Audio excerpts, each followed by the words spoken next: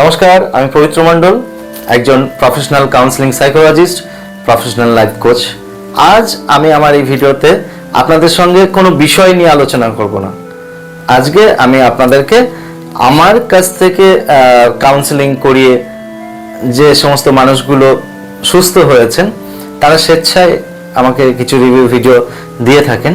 আমি সেই রিভিউ ভিডিওগুলো আজকে আপনাদের দেখাবো এই ভিডিওতে, যে দেখুন তারা কিভাবে নিজেদেরকে স্ট্রাগল করে নিজেদেরকে সুস্থ করতে পেরেছে। আমি শুধুমাত্র তাদেরকে রাস্তা দেখিয়েছি। আপনারা দেখুন ভিডিওটা, তাহলে আপনারা বুঝতে পারবেন। অনেকে ভাবেন যে কাউন্সেলিং করে কিভাবে সুস্থ হয়, কি আছে কাউন্সেলিংয়ে, আদৌ কি কাউন্সেলিং থেকে সুস্থ হওয়া যায় কিনা। আশা করি আপনারা এই ভিডিওটা দেখলে আপনারা কিছুটা মনের মধ্যে সাহস পাবেন। তো দেখুন, এবং যদি ভিডিওটা দেখে আপনাদের মনের মধ্যে কিছু আপনাদের মনের মধ্যে ভালো লাগে, যদি উপকারে লাগে আপনাদের, তাহলে অবশ্যই আমার ভিডিওটা শেষে একটা লাইক দেবেন। আর যারা নতুন আপনারা এই চ্যানেলে আজকে ভিডিওটা দেখছেন, তাদের কাছে অনুরোধ করব অবশ্যই আপনারা আমার এই চ্যানেলটা সাবস্ক্রাইব করে নেবেন। এবং যদি এই ভিডিওটা আপনাদের মনে হয় যে আপনাদের কোনো আত্মীয় স্বজনের সঙ্গে শেয়ার করলে তাদের উপকার হবে, তাহলে অবশ্যই শেয়ার করবেন। আর হ্যাঁ, কমেন্ট বক্স আছে আপনাদের কমেন্ট করার জন্য, কমেন্ট করতে ভুলবেন না। আপনারা যে বিষয়ে ভিডিও পেতে চাইছেন, যেটা নিয়ে আলোচনা চাইছেন, সেই বিষয়টা আপনারা কমেন্ট করে জানাবেন অবশ্যই, যে কোন বিষয়ে আপনারা ভিডিও পেতে চান।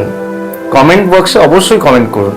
আমি অবশ্যই নেক্সট ভিডিওতে আপনার বিষয় নিয়ে কিন্তু আলোচনা করব। তাহলে দেখতে থাকুন, লাইক করুন, সাবস্ক্রাইব করুন, সঙ্গে থাকুন। সবাইকে শুভেচ্ছা। আমার নাম হচ্ছে অরণ্য হালদার।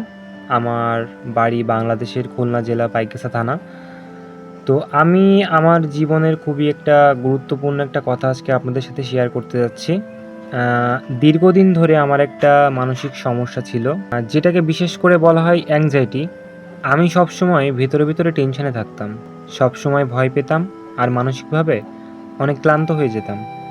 প্রতিদিনের ছোট কোনো বিষয়ে, কোনো ব্যাপারেও আমি অনেক ভীতু, অনেক শান্ত হয়ে যেতাম। পড়াশোনা, কাজ, পরিবার সব কিছুর উপরেই এটার প্রভাব পড়েছিল। আমি সবসময় ভাবতাম আমি হয়তো আর কখনোই স্বাভাবিক জীবনে ফিরে যেতে পারবো না। আর এই সময়টাতে আমি আসলে খুব হতাশ হয়ে পড়ছিলাম।